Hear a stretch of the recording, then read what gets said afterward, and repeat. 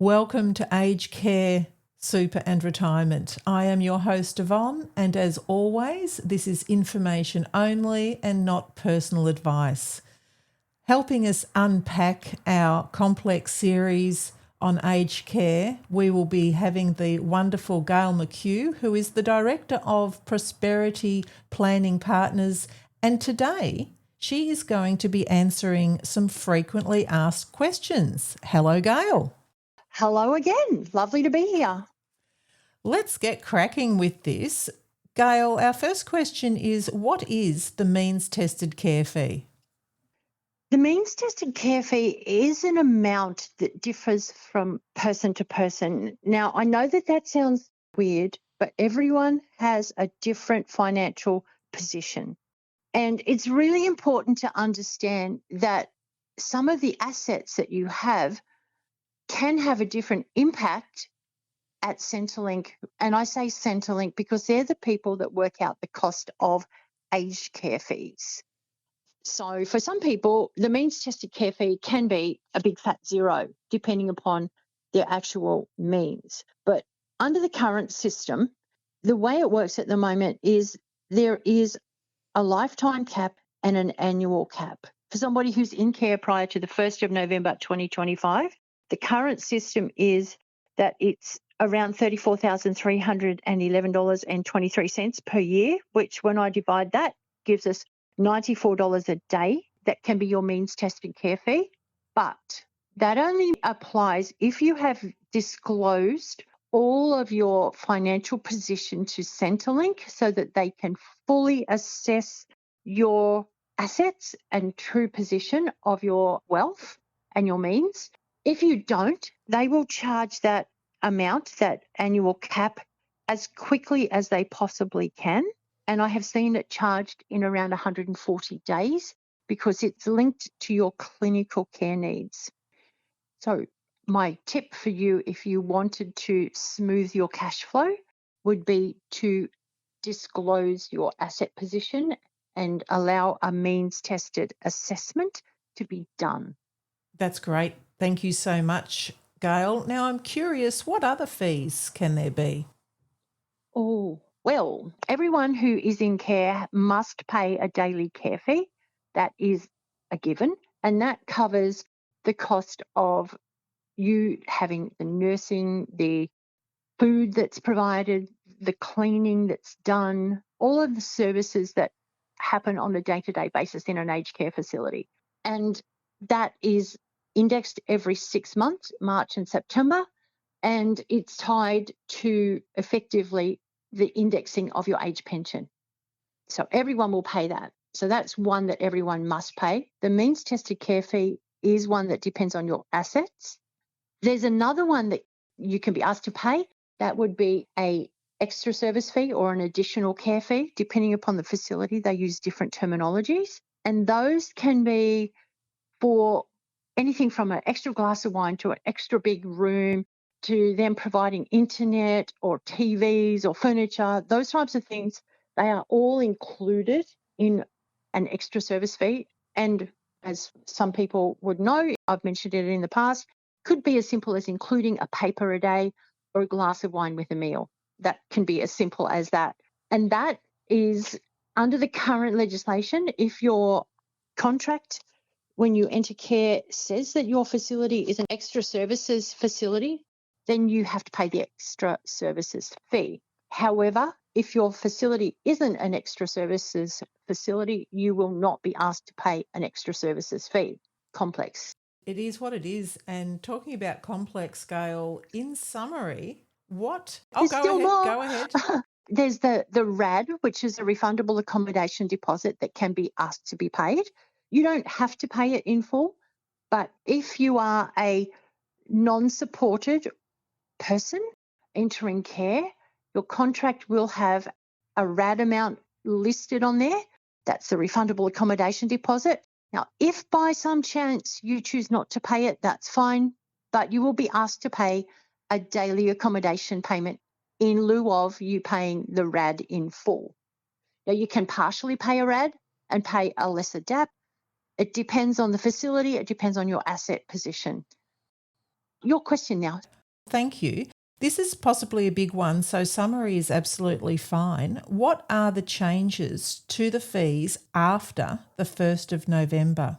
For me, who's been doing this since about 2008, this is back to the future. When my mother-in-law and my mother went to aged care, they both had a retention amount taken from what was known then as a bond. People paid an aged care bond and they had a retention amount taken out of it for up to 5 years of them entering care. Now, the first change is that's been introduced again, which is why I say is back to the future. But instead of it being called a bond, the current name is a refundable accommodation deposit. So for somebody who's entering care from the 1st of November 2025, the facilities will be able to withhold 2% is the maximum proposed per annum. But if somebody only is in care for, say, 6 months, they can only hold back the pro rata amount because they're planning on charging it on a monthly basis, not an annual basis. So that can be withheld at a rate of 2% of the paid RAD amount, up to 10% of the paid RAD amount. Wow. Because after 5 years, it stops. That's one change. The other one is the means components are going to change dramatically. They're going to have a heavier focus on the income that's received. So there's going to be different thresholds. Anything above that initial threshold for income, 50% of that income is going to be counted. So right now, from the 1st of November 2025, and this applies under the Aged Care Act of 2004, for the means tested care fee that we have now, it's going to be replaced with you have to laugh, this is a much shorter name than the current means tested care fee. It's going to be a means tested contribution towards non-clinical care, and the clinical care will be funded fully by the government. So they're going to say that 7.8% of assets above a certain threshold. Now, in the example I have, the threshold is 502,981.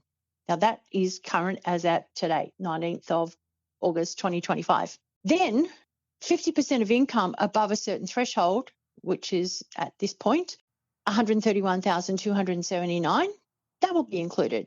And then there will be a daily cap that applies. So if somebody's got bucket loads of income and bucket loads of assets and they exceed the daily cap, which is currently going to be $101 a day, with a lifetime cap of 130,000, or you pay your soon to be called means tested contribution towards non-clinical care, you pay that, whatever your amount is, let's say it's $60 a day, you pay that for a maximum of 4 years.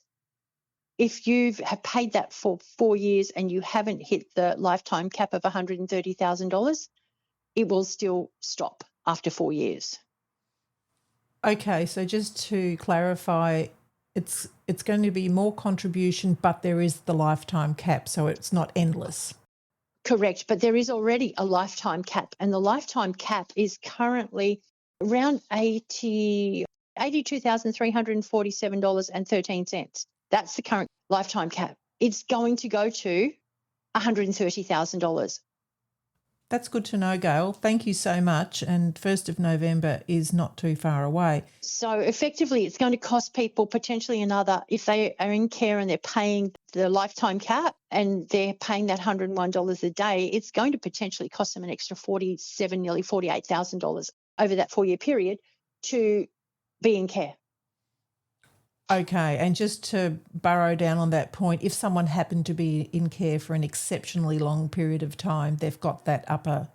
Once that cap kicks in, then people stop paying it. I've got a lovely client. She just turned 90. She's been in care for probably 10 years, and about 6 years ago, hit her lifetime cap.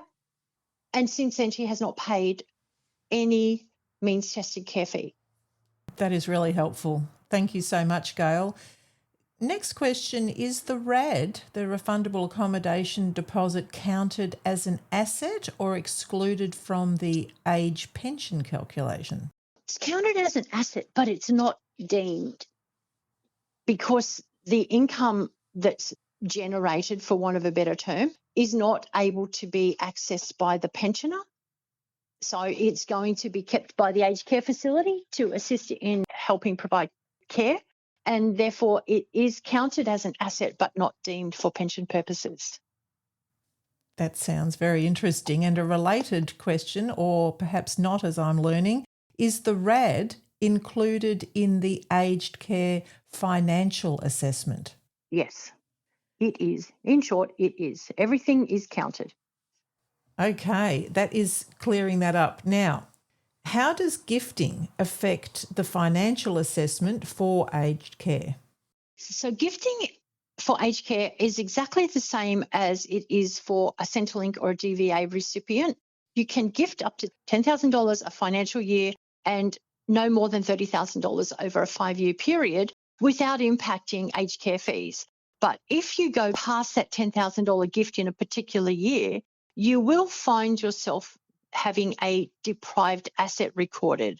So let's say, for example, I'm working with a client at the moment. She's going to gift her daughter $200,000 to help pay off her mortgage. And she knows that she will be paying the penalty, for want of a better word, of having that $190,000 extra over and above the allowable gift counted as a deprived asset for 5 years.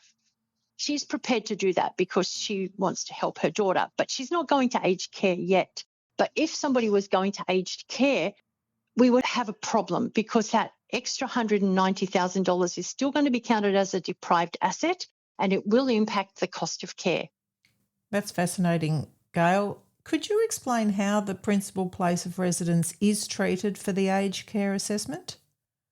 Certainly. Now, a caveat on this is it depends on whether you're a single person, whether you have had somebody who is a protected person living in your home or with you for enough time to meet the protected person requirements, or alternately, whether you have a spouse who's going to be staying at home.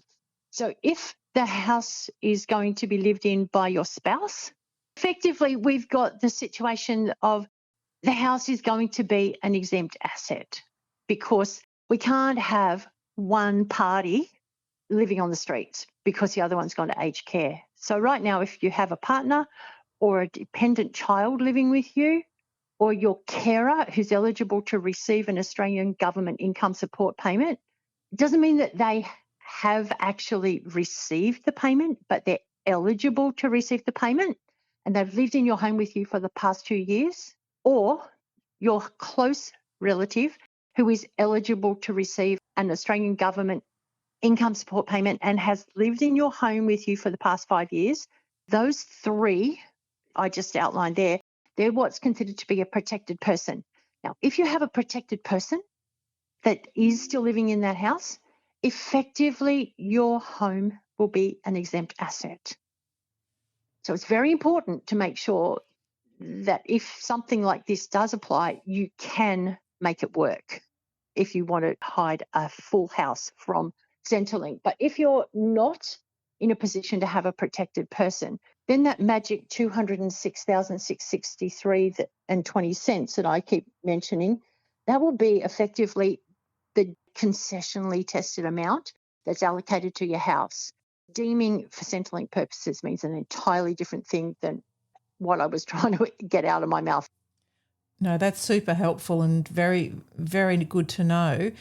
Before we go to our last question, Gail, if someone wanted to reach you, how could they do that? They can email me on Gayle, Gayle, at prosperityplanning.com.au or call me on 0407 159 298. And if I'm not available, I will certainly return your call. Wonderful, Gail. And our last question in our frequently asked questions for those that are just tuning into this episode only, could you change your method of payment from a DAP to a RAD? Absolutely. So effectively what happens is you're given 28 days from entry to care as a permanent resident to decide how you will pay for your care initially. I'm going to use an example.